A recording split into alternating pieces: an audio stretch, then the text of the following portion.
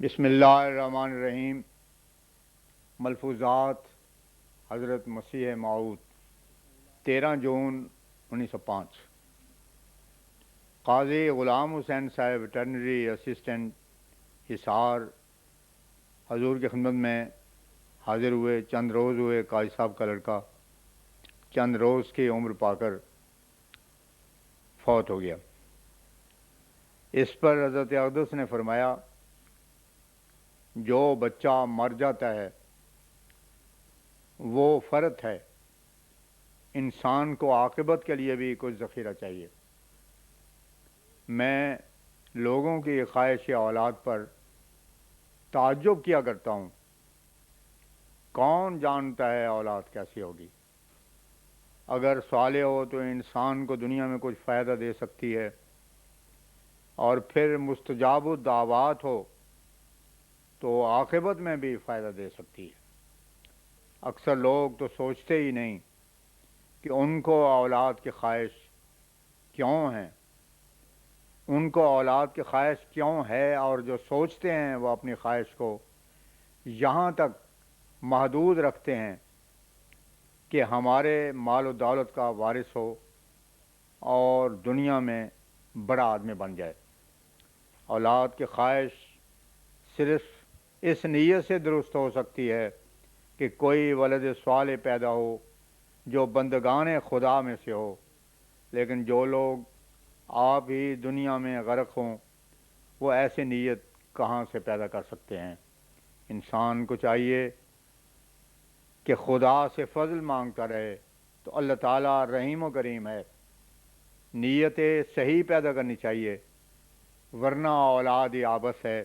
دنیا میں ایک بےمانی رسم چلی آتی ہے کہ لوگ اولاد مانگتے ہیں اور پھر اولاد سے دکھ اٹھاتے ہیں۔ دیکھو حضرت نوح کا لڑکا تھا، کس کام آیا؟ اصل بات یہ ہے کہ انسان جو اس قدر مرادیں مد نظر رکھتا ہے، اگر اس کی حالت اللہ تعالیٰ کی مرضی کے موافق ہو تو خدا اس کی مرادوں کو خود پورا کر دیتا ہے، اور جو کام مرضی الہی کے مطابق نہ ہو ان میں انسان کو چاہیے کہ خود خدا کے ساتھ موافقت کرے۔ ایک بیمار اور اس کے علاج کا تذکرہ تھا۔ حضرت اقدس نے فرمایا، ہر ایک مرض اللہ تعالیٰ کی طرف سے مسلط ہوتا ہے، جب اللہ تعالیٰ چاہتا ہے مرض ہٹ جاتا ہے۔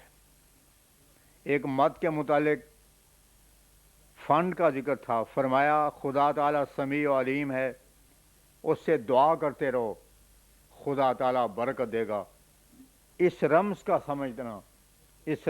سمجھنا ایمانداری ہے۔ 14 جون 1905 ایک بیمار شخص ملنے کے واسطے آیا، اس کے معالجہ کا ذکر تھا۔ حضور انور نے فرمایا، خدا تعالیٰ کے نزدیک کوئی بات انہونی نہیں ہے۔ میر صاحب کا لڑکا محمد اسحاق سخت بیمار ہوا۔ ڈاکٹر نے مایوسی ظاہر کی، ہم نے دعا کی، الہام ہوا، سلام قولا من رب رحیم، پر خدا کا رحم ہے، کوئی بھی اس سے ڈر نہیں۔ دنیا سرائے فانی ہے اور معمولی موت فوت لگی ہوئی ہے، خدا اس کی پرواہ نہیں کرتا۔ لیکن جہاں کوئی پیچ پڑ جاتا ہے اور دین پر اعتراض وارد ہوتا ہے، وہاں تو خدا تعالیٰ اپنا قانون بھی بدل دیتا ہے اور معجزہ نمائی کرتا ہے۔ یوں تو مرنا کوئی حرج یا دکھ کی بات نہیں۔ جن کو ہم کہتے ہیں کہ مر گیا ہے وہ دوسرے جہان میں چلا جاتا ہے، اور وہ جہان نیک آدمیوں کے لیے بہت عمدہ ہے، مگر جہاں کوئی اعتراض دین کے لیے مزاحم ہوتا ہے وہاں خدا تعالیٰ عجائبات ظاہر کرتا ہے۔ دنیاوی حکام بھی ایسا کرتے ہیں کہ کسی اہم ملک کی ضرورت کے وقت قانون کی بھی پرواہ نہیں کرتے۔ خدا تعالیٰ کے ہاتھ میں سب کچھ ہے، اس نے 2 گھر بنائے ہیں، ادھر سے اٹھا کر ادھر آباد کر دیتا ہے۔ طب اور معالجات کا تذکرہ تھا، فرمایا یہ سب ظنی باتیں ہیں، علاج وہی ہے جو خدا تعالیٰ اندر ہی اندر کر دیتا ہے۔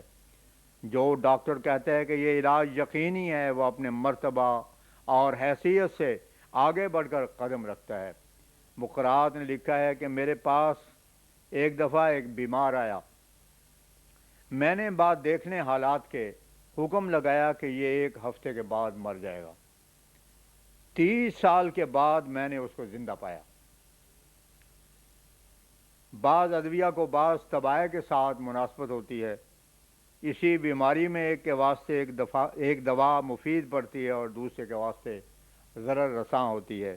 جب برے دن ہوں تو مرض سمجھ میں نہیں آتا، اور اگر مرض سمجھ میں آ جائے تو پھر علاج نہیں سوچتا۔ اسی واسطے مسلمان جب ان علوم کے وارث ہوئے تو انہوں نے ہر امر میں ایک بات بڑھائی۔ نبض دیکھنے کے وقت سبحانک لا علم لنا الا ما علمتنا کہنا شروع کیا، اور نسخہ لکھنے کے وقت هو الشافی لکھنا شروع کیا۔ حضرت کی خدمت میں مولوی محمد علی صاحب ایم اے نے پالمپور کے ایک انگریز کا خط پڑھ کر سنایا، جس کا مطلب یہ تھا کہ مجھے اسلام کے ساتھ دلچسپی ہے، اور آپ کے رسالے میں جیسے اسلام کی تائید ہے ایسی میں نے کہیں نہیں دیکھی۔ 17 جون 1905 ذکر آیا کہ شاہ ولی اللہ صاحب نے لکھا ہے کہ میں بھی تابعین میں سے ہوں، کیونکہ ایک جن نے زمانہ نبی کریم صلی اللہ علیہ وسلم کا پایا تھا، میں نے اس سے ملاقات کی۔ حضور نے فرمایا اس سے بہتر کشف صحیح ہے جو بیداری کا حکم رکھتا ہے۔ جو لوگ بدریہ کشف صحیح حضرت صلی اللہ علیہ وسلم کی صحبت حاصل کرتے ہیں وہ اصحاب میں سے ہیں۔ 26 جون 1905 ایک دوست نے تحریک کی کہ جاپان میں تہذیب کی بہت ترقی ہوئی ہے، اور عیسائی لوگ اس بات کی کوشش کر رہے ہیں کہ تمام جاپانی عیسائی ہو جائیں۔ آریوں نے بھی لاہور میں جاپانی زبان سیکھنے کے واسطے ایک مدرسہ قائم کیا ہے، اور جاپان میں کئی آدمی بھیجے ہیں۔ اگر مناسب ہو تو سلسلہ حقہ کی اس ملک میں اشاعت کے واسطے تجویز کی جائے۔ اس پر حضرت مسیح موعود علیہ الصلوۃ والسلام نے فرمایا، ہر نبی اور رسول کا آخری زمانہ اس کے سلسلے کی نصرت کا وقت ہوتا ہے۔ حضرت صلی اللہ علیہ وسلم کے زمانے نبوت کا پہلا بہت سا حصہ مصائب اور تکالیف میں گزرا، اور فتوحات اور نصرت کا زمانہ آپ کی عمر کا آخری حصہ ہی تھا۔ ہم بھی اپنی عمر کا بہت سا حصہ طے کر چکے ہیں، اور زندگی کا کوئی اعتبار نہیں۔ اب خدا کے وعدوں کے پورا اترنے کے دن ہیں۔ ہماری حالت وہ ہے کہ عدالت میں مدت سے کسی کا مقدمہ پیش ہے، اور اب فیصلہ کے دن قریب ہیں۔ ہمیں مناسب نہیں کہ اور طرف توجہ کر کے اس فیصلے میں گڑبڑ ڈال دیں۔ ہم چاہتے ہیں کہ اب اس فیصلے کو دیکھ لیں۔ اس ملک میں جو جماعت تیار ہوئی ہے ابھی تک وہ بھی بہت کمزور ہے۔ بعض ذرا سے ابتلا سے ڈر جاتے ہیں اور لوگوں کے سامنے انکار کر دیتے ہیں، اور پھر بعد میں ہم کو خط لکھتے ہیں کہ ہمارا انکار دلی نہیں ہے۔ گو ایسے لوگ اس آیت کی ذیل میں آتے ہیں، من کفر باللہ من بعد ایمانہ الا من اکرہ وقلبہ مطمئن بالایمان، سورہ نحل آیت 107۔ تاہم جن کے دلوں میں حلاوت ایمانی پورے طور سے بیٹھ جائے وہ ایسا فعل نہیں کر سکتے۔ فی الحال موجودہ معاملات میں توجہ اور دعا کی بہت ضرورت ہے، اور ہم خدا پر بھروسہ رکھتے ہیں کہ اب معاملات دور ہو جانے والا نہیں۔ ایسے معاملات میں آریوں کے ساتھ ہماری کوئی مناسبت نہیں ہو سکتی۔ وہ قوم کو بڑھانا چاہتے ہیں، اور ہم دنیا میں تقوی اور نیکی کو قائم کرنا چاہتے ہیں۔ اگر ہم آریوں کی نقل کرنا چاہیں تو ان کی پیروی ہمارے لیے منحوس ہوگی، اور ہم کو وہی کرنے والے گویا وہی ٹھہریں گے۔ اگر خدا تعالیٰ جاپانی قوم میں کسی تحریک کی ضرورت سمجھے گا تو خود ہم کو اطلاع دے گا۔ عوام کے واسطے امور پیش آمدہ میں استخارہ ہوتا ہے، اور ہمارے واسطے استخارہ نہیں ہے۔ جب تک پہلے سے خدا تعالیٰ کا منشا نہ ہو ہم کسی امر کی طرف توجہ کر ہی نہیں سکتے۔ ہمارا دار و مدار خدا تعالیٰ کے حکم پر ہے۔ انسان کی اپنی کی ہوئی بات میں اکثر ناکامی ہی حاصل ہوتی ہے۔ اگر خدا چاہے گا تو اس ملک میں طالب اسلام پیدا کر دے گا جو خود ہماری طرف توجہ کرے گا۔ اب آخری زمانہ ہے، ہم فیصلہ سننے کے انتظار میں ہیں۔